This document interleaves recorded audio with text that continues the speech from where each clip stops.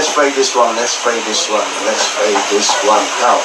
Dr. Umar Johnson, welcome to London, UK. Thank you, sir. Glad to be here. Peace and love to all the brothers and sisters in the United Kingdom. Shout out to London. Shout out to Birmingham. Shout out to Wolverhampton, Luton, Manchester, Liverpool, Wales, Scotland, Ireland. All the brothers and sisters throughout Europe. Shout out to France. Shout out to brothers and sisters in Austria. Shout out to them brothers and sisters in Germany. Black Europe, stand up. Black UK, stand up. It's going down tonight. Dr. Umar Johnson and Muta Baruka about to tear London down.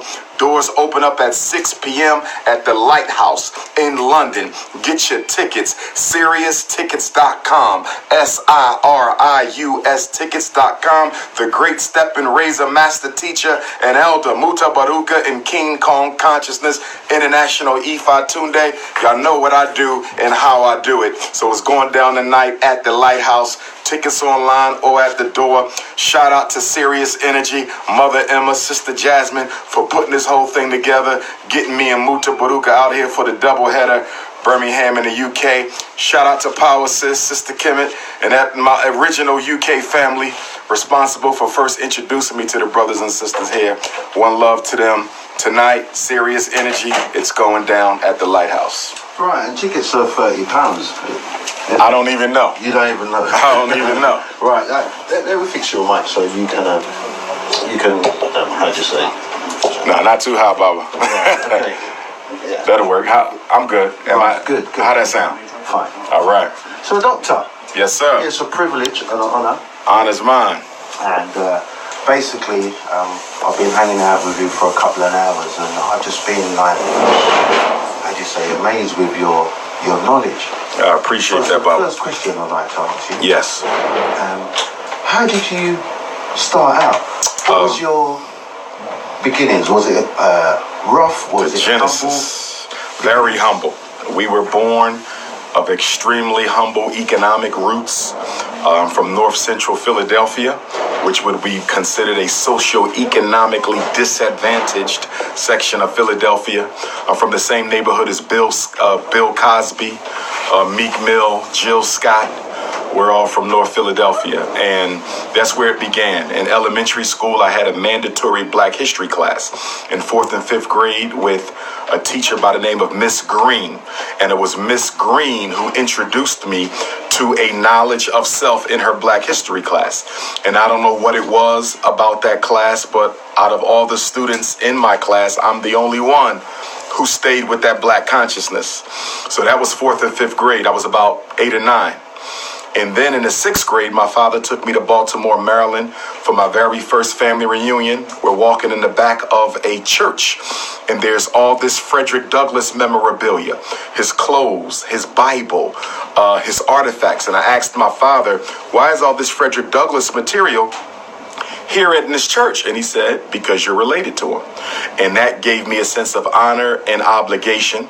And I just been with it ever since. I never gave it up. And it's amazing because I ran into an elementary school friend of mine, Jonathan Grant.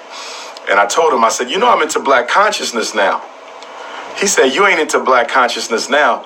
You've been into Black consciousness since 4th grade. I said, really?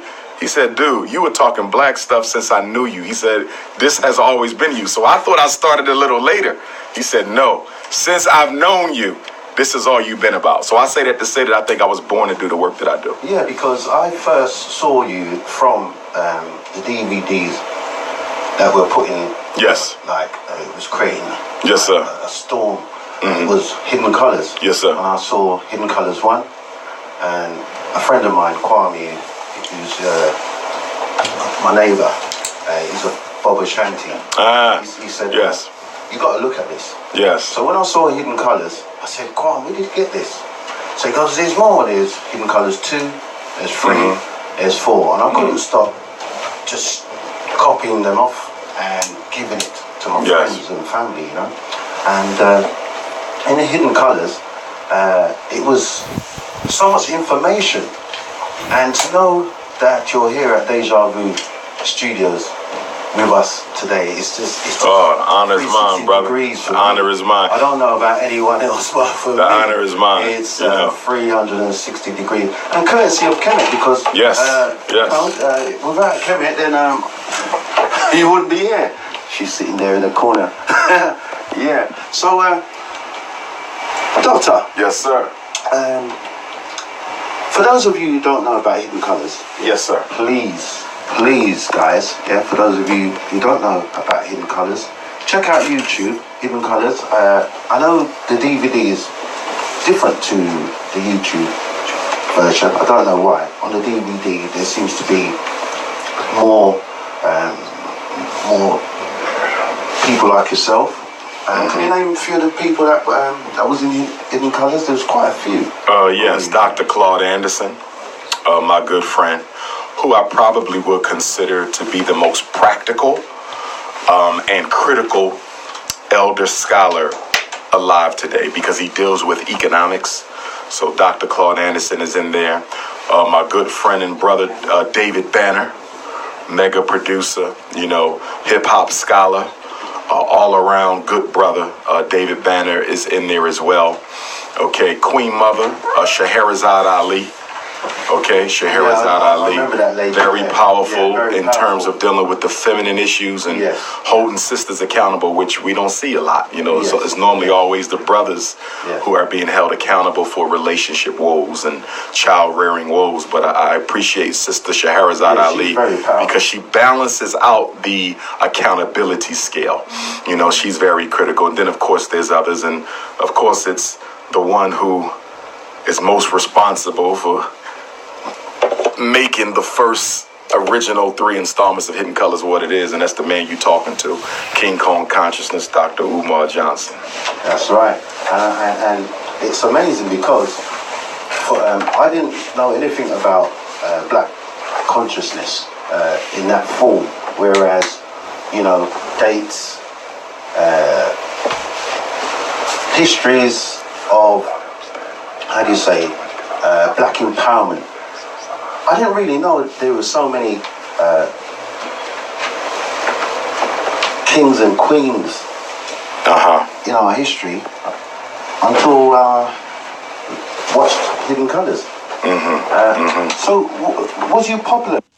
Do you see the same things around the world, or do you see like different things, like say, different things in America, different things in the UK, different things in Europe, Africa, in terms of the black struggle?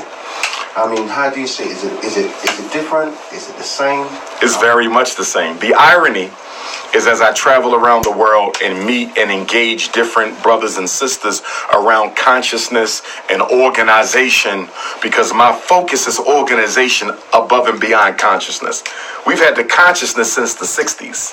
We've had the consciousness since the 20s, but we haven't had the organization since the heyday of Marcus Garvey's Universal Negro Improvement Association. But as I travel, the irony, DJ Stamina, is Africans around the world, UK, US, Canada, Caribbean, Jamaica, Central South America, they all tell me that I'm sure, Dr. Umar, you've never seen a black situation quite like this.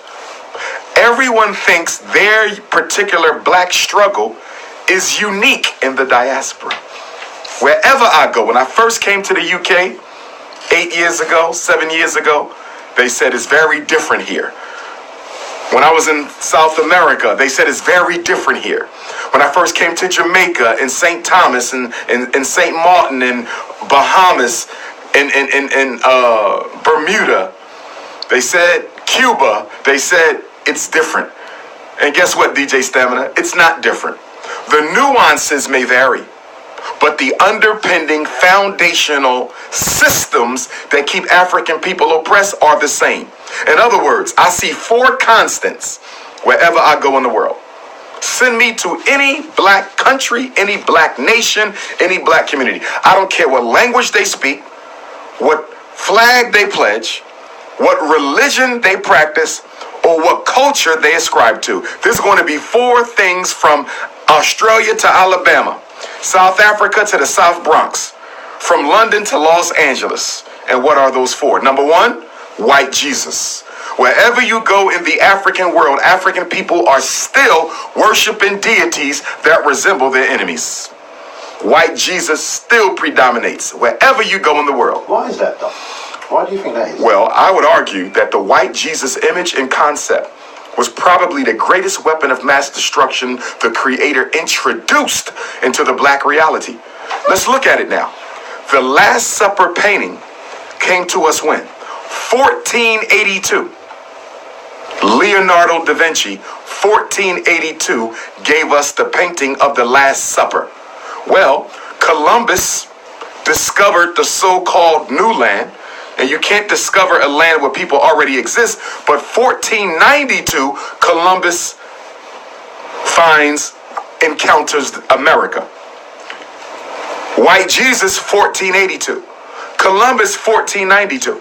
And it was the picture of the white Jesus that every missionary, disguised as a doer of good in the interest of evil, every one of them would use that picture of a white Christ to brainwash, indoctrinate, socialize, and ultimately dominate African people. You can't kill the revolutionary passion of African people unless you can make them see their oppressor as their object of affection. And that picture of a white Christ has been black people's baptism into white supremacy. We're the only people, DJ Stamina, we're the only people in the world who are comfortable with the picture of a white Jesus. It is universal. And that's number one. And ironically, it's even worse in Africa. Ironically, it's even worse when you go home in Ghana, Nigeria, South Africa. The white Jesus is even worse. You see him plastered up all around on every billboard you can possibly find. And to your white listeners, let us clarify. We're taking issue with white supremacy and systematic white racism. We're not taking issue with white people. But whenever you talk about racism, white people feel that you are somehow practicing a reverse form of discrimination. And the only reason why they would feel that guilt is because racism is almost so inseparable from white culture that to implicate racism is almost to implicate every white person, because most white people, all white people, participate in the system of racism, even liberal whites. See, white people would argue, DJ Stamina, I'm not a racist. First of all, my ancestors never owned no slaves. My ancestors were never any major players in African colonization. I was a poor white man. I was a poor white woman. I've never oppressed a black person in my life. Well, guess what? That may be true, but it's irrelevant. Why is it irrelevant that the individual white person doesn't have their hands dirty with personal racism? Because racism isn't personal. Racism is a group system of ensuring power and privilege in the hands of white folks. And every white person, from the poorest white person in the UK to the richest white person in the UK, they all participate and uphold directly or indirectly, silently or loudly, the system of privilege that they benefit from. In other words, let's ask this as a question, G-Day Stamina. Yeah. The same white person who says they never practice racism, I asked that white person, have you ever done anything about racism? What have you ever done to eliminate the systematic privilege that you benefit at the expense of Africans in the UK? And they will get quiet. Because all white people know about racism. All white people see racism. All white people have friends who practice overt racism. And all white people have relatives who ascribe to racism. So if you didn't do anything about it, you are a silent accomplice to the crime. It's no different, DJ Stamina, than all of the thousands of priests and bishops in the Roman Catholic Church who may not have been guilty of molesting children, but sat by and watched their fellow parishioners molest children for years and did absolutely nothing about it. Guilt is not just commission. Guilt is also the omission of doing anything about the commission. All right, you're... And that's the second one, yeah? That's the first. White Jesus was the first. Yeah. The second, mass incarceration of black males. And the third? Because you said there was 4. And the third, single black mothers raising children on their own. And the fourth one, no matter where you go in the African diaspora, DJ Stamina, no matter where you go in the African world, somebody who don't look like you is running, operating, and dominating your economy. Whether you live in South Africa, whether you live in London, whether you live in Brooklyn, Los Angeles, Detroit, Chicago, Australia, Kenya, Jamaica, Cuba, Panama, Brazil, go anywhere in the African world. Toronto, Montreal, go anywhere in the African world, Brother Stamina. On this earth, I challenge anyone to show me an African community where we control the economy and where we control the banks. You can't name me one. Wherever we live, another race is dictating our economic lives. So that's 3? That's 4. 4. White Jesus, Right, okay. single black mothers, mass incarceration, and the black economy is being held hostage by foreigners everywhere. Tell me about your education. My education. How did you come to be who you are? I really believe it was by divine design, because there's nothing in my personal family history that would lead you to think that I would become who I became. I was raised Orthodox Sunni Islam, Muslim by my father. My mother comes from a very strong religious Christian foundation. So I had Orthodox Christianity and I had Orthodox Islam. My father was in the United States military. Okay, I went to a residential military school in high school, ran by white folks. I went to 3 white universities. I earned my doctorate in clinical psychology from the Philadelphia College of Osteopathic Medicine, a very elite training institution, a osteopathic medical school. I got my first master's from Millersville University in school psychology. Subsequent to that, I earned my school psychology certification. Also my national certification as a school psychologist, which I renounced because I didn't feel the National Association of School Psychologists was doing enough to combat the psychoacademic Holocaust. I didn't feel they were doing enough to keep black boys out of special ed, to keep black boys from being misdiagnosed with ADHD, learning disabilities, and mental retardations that they didn't have. I didn't feel they were doing enough to stop our young people from being prescribed dangerous psychiatric medication. So I renounced the national, but I keep my state cert in order for me to practice as a school psychologist. My second master's degree was in clinical psychology, also from the Philadelphia College of Osteopathic Medicine. My third master's degree was in educational leadership. I'm a former school principal, and I'm actually in the process of building our own school, the Frederick Douglass and Marcus Garvey RBG International Leadership Academy for Pan-African Excellence. So that was my third master's, and that's from Lehigh University in Bethlehem, PA, another very elite university. My undergraduate studies were at Millersville University, where I double majored in psychology and political science. So 6 degrees in all from white universities. I regret having never attended a historically black college. I regret it. Have you got any white friends? Do I have any? No black person has a white friend. Why do you No black person has a white friend. Why And the reason no black person has a white friend, the definition of friend, a friend is someone who will sacrifice their own best interests to protect yours. A true friend, if you call somebody a friend, then you're saying this person would sacrifice their livelihood, their life, their career, their job, their reputation in order to protect mine. And if they won't do that, they're not a friend. No white person is ever going to sacrifice the benefits they receive from the unjust, unequitable, disproportionate reality that white supremacy has created for black people. No white person is ever going to dismantle white supremacy to benefit a black person. They never have and they never will. No black person has a white friend. They only think they do. Wow, that's some heavy stuff. Because people listening, listening in, they may say, well, he's talking rubbish. I'm just playing devil's. Yes, you have to. He's just talking rubbish.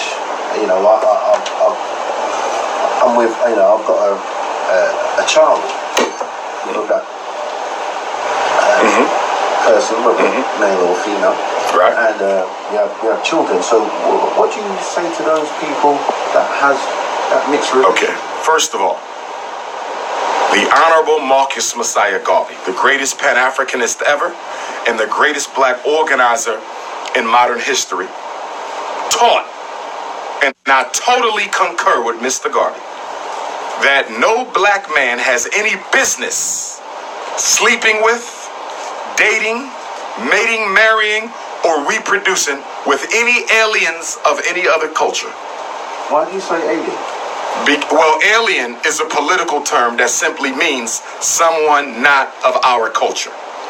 You understand? So politically, when people come to the UK, they're aliens. So that's not a derogatory term. No. Alien just means you're outside of my ethnic reality. You understand? So it's not derogatory. But a black man has no business reproducing with aliens. A black woman has no business reproducing with aliens. Okay? And the reason why is not because of hatred.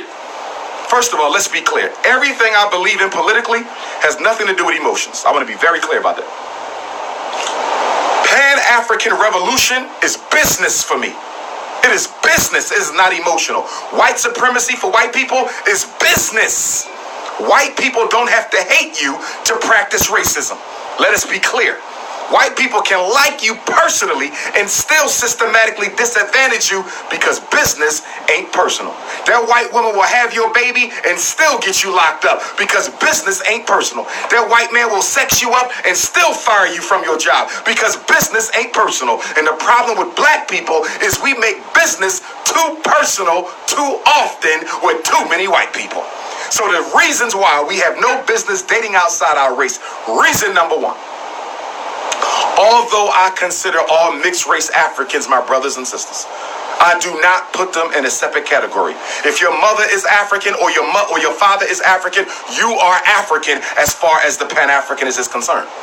But even though I accept them equally, I also know historically that the mixed race African has been used as a weapon against the rest of us. They have been used to infiltrate. They have been used to dominate. They have been used to abrogate. They have been used to confuse. So because I know the mixed race African is more likely to be used against the race, I must naturally advocate against anything that gives rise to an extremely large population of mixed race Africans. I want to be clear. You're not automatically a race traitor because you got a white mother or a white father. But the likelihood that you will be. See, let me say this. I have a lot of mixed race friends, right? It is tough for them to say unapologetically African. It is tough for them to say race first. It is tough for them to say all white people are racist. They can't say it, Baba. And the reason they can't say it is to say all white people are racist is to implicate my white mother. To say all white people are racist is to implicate my white father. And they're not able to do that because they are stuck in the middle. Half oppressor, half oppressed. Half victim, half victimizer. Half God, half devil in the same body. And that's why we cannot keep on engaging in a behavior that brings about so many internal conflicts amongst Africans. The second reason we have no business dating outside of our race, because the black family is under siege. The black family is under attack. Our black children don't see enough healthy black on black loving relationships. I didn't say marriage because you can be married and not be loving.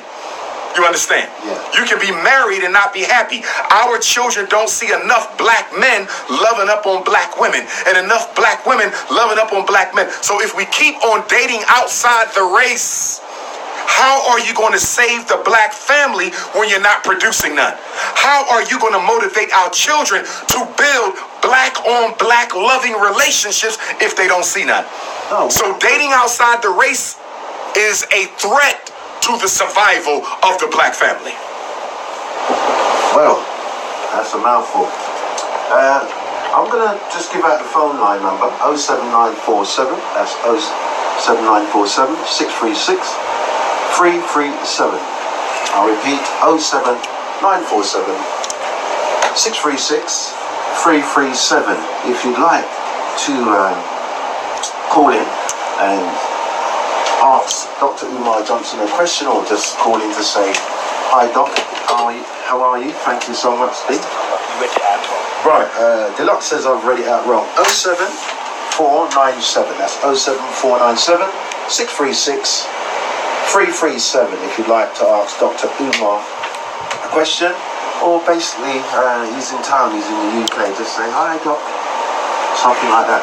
Right, so we talked about various things. Right, we've got a caller. Alright, we've got a caller.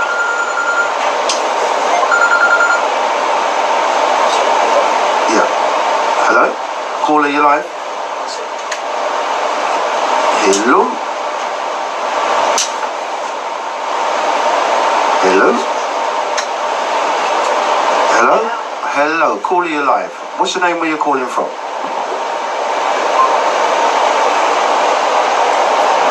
Right, caller, call back. 07497, if you're listening, 07497 636 337. If you'd like to ask Dr. Umar a question.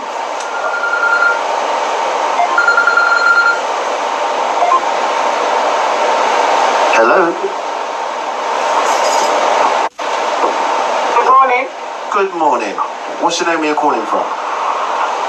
My name's Lola, and I'm called from back in London, and I just want to say hello to Dr. Umar and tell him welcome to England, and it's great that he's in the country, and I love what he's saying, because it's 100% true. Doc? Peace and love, Queen. Thank you for the love, and we hoping to see you tonight, 6 o'clock at the Lighthouse. Me and Baba Muta Baruka. Appreciate the love. Okay, that's good. I try to be there. Anyway, stay blessed, and I'm going to carry on listening to you. Give Okay? thanks. Thank you. Thank you, caller. Okay. Thank you. 07497 636 337. Bye. 07497 636 337. If you'd like to ask Dr. Umar any questions or just to say hi, please feel free to do so. Hi, caller. You're live. Hello, caller, you're live. What's your name, where you're calling from? Good morning. What's your name? My name's Lola, and I'm called. Right, could you turn your radio down, please? Because we're getting a feedback. Great that he's in the country, and I love what he's saying. So they come in, right? Can you turn your radio down, please?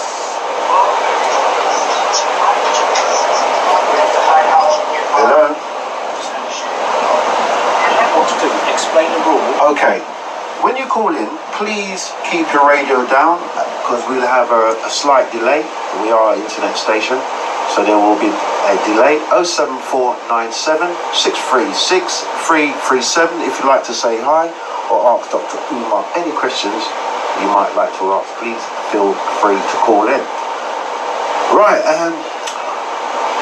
Doctor, Yes, sir. you're performing tonight at the Lighthouse. Muta. Presenting. Yeah, presenting, not performing. Presenting. This is not an act, Baba. Yeah, Muta Baruka, and it's Yes, sir. entitled Masters of Empowerment. Part 2. Right, okay. Yes. Right, my personal phone is, let's see, this here.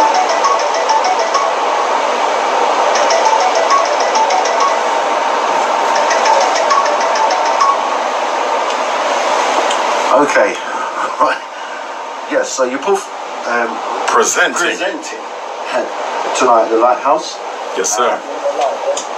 Is there any?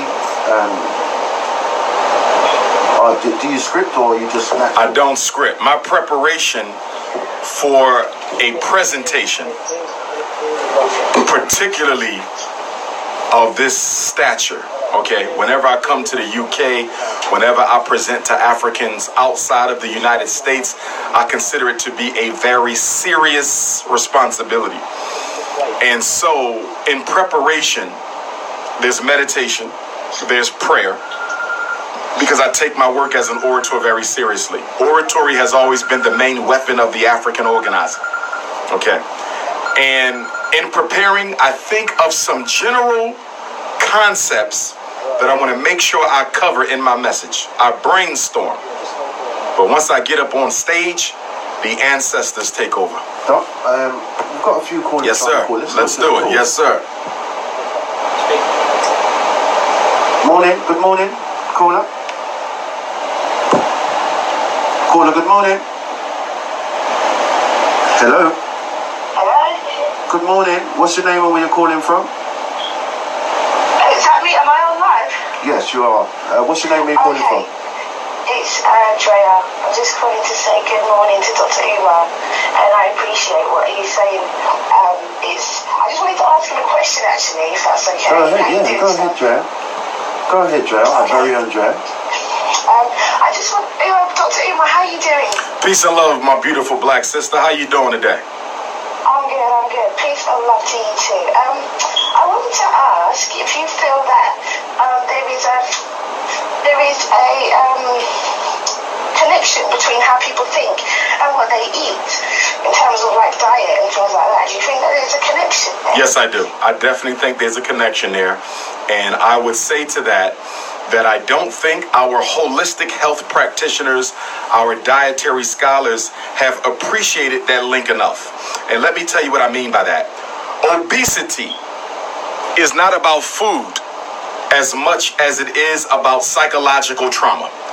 People overeat not because they are necessarily in love with food, but they overeat because while eating and drinking, the brain activity that allows you to feel anxious, depressed, worried, sad is temporarily arrested. Because while you're eating, certain hormones are released that give us pleasure. That's why some of us love eating. It's not the food, but it's the feeling that food gives us. And also along with that, you know, the reason why a lot of Africans eat in a suicidal way is because many of us are hopeless as a people. Hopeless people are not going to take diet seriously because they don't feel they have much of a future. In other words, to support what you're saying, our political reality as African people, without question, is influencing the way that we eat in our lifestyles. Okay. I agree, definitely. Thank you very much. I just wanted to say hi anyway. I'm going to carry on with the show. Thank you, beautiful. Thank you for calling in. Take care. Bye-bye. Right, we've got another caller on the other line. This looks like an overseas call. Right. Okay, looks like an overseas call. Kemet, has Muta got my number? Has he got the right number? Okay. I can't hear you. What can the young adults do at the moment to improve our situation? What would it be if there was one skill that he would be promoting that he should advise like young adults do? What should it be? What would it be? That's what my question would be. Shout out to Brother John. I hear your voice, black man. I hear your voice. Shout out to Belgium. Shout out to all the brothers and sisters in Belgium. The Congolese brothers and sisters. Shout out to the Congo. Long live Lumumba. Good to see you, my brother. Last time I saw you in the flesh was in New York City at the Three Kings. Myself, David Banner, and Dr. Claude Anderson. So it's good to hear your voice. Good question, my brother. And I would answer that with two quotes. One quote by the most honorable Marcus Messiah Garvey, who said, quote, the greatest weapon used against the African is disorganization. And the second quote comes from another Pan-Africanist, Stokely Carmichael, a.k.a. Kwame Ture, the last of the great Pan-Africanists, I would add. And he said, if you organize a little, you get a little done. If you organize some, you get something done. But if you don't organize at all, Brother John, you don't get anything done. And the greatest problem we have in the black conscious movement today is we are comfortable with information without organization. Let me say that again. The biggest curse on black consciousness globally is we are comfortable with the information without organization. We have become information addicts. We have become information junkies. The black conscious community in the United States is nothing but information. We got all the books. We got all the documentaries. We got all the lectures. We got all the debates. But where them schools at? Where them hospitals at? Where them supermarkets at? Where them banks at? Where those elderly homes at? Where the programs for the youth at? Where that distribution network at? You understand? So our weakness as a people, even those of us who have information, is the fact that we are not organized. The new phrase for black consciousness is information without organization. Caller, you still there? Right, caller, you put yourself on hold. 07 9 47 636 337. We're taking calls, questions and answers right now with Dr. Umar Johnson live in the studios of Deja Vu FM. And is the caller back? There was another question, wasn't there, Doc? There was two questions. You said you basically answered it. Okay. Yeah, because I didn't catch the second. yeah, I didn't catch the second. I'm getting confused with that four system. I got you. Okay. He said thank you. Okay. We'll keep talking on the go line. Okay, right. Another caller.